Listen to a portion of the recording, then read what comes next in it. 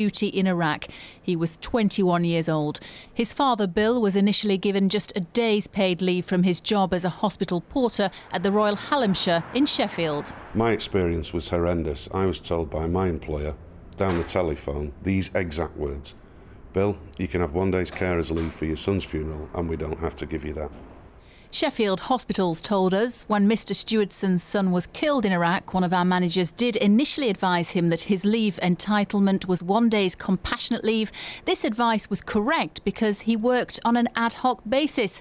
However, as soon as the HR director was made aware of his circumstances, he immediately granted a total of 6 days paid compassionate leave, the same entitlement a full-time employee would receive. Well, Bill's with me now, and Sheffield Hillsborough MP Angela Smith joins us from Westminster. Bill, just remind us what happened to your son, Alex.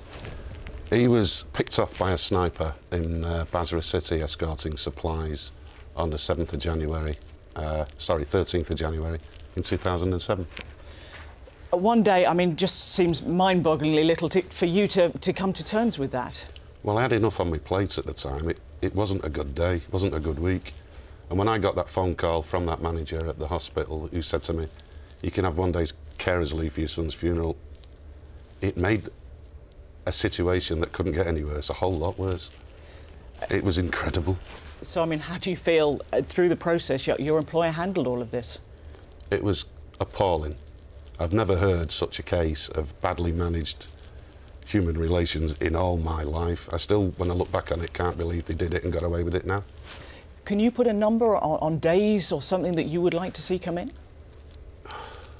A minimum of 10 paid days with discretion from managers to extend that, specifically for armed personnel, because you have to wait for a repatriation. You have to wait for formalities to be completed. You have to wait for your son's body to get back to the hometown for the funeral. I'm not trying to say that an armed forces death is any worse than an RTA, but the logistics are somewhat different, Tanya. Angela, why did you get involved with this?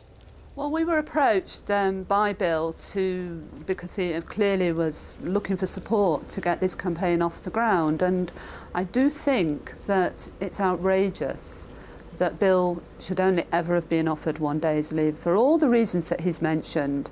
And I think employers themselves should realise that it's not in their interest to treat personnel like this, employees like this. You want employees to be sound of mind and in a fit state to get focused on their work. And clearly, Bill was in no state to do that at the time, and he needed that time to make the arrangements and come to terms with his terrible loss.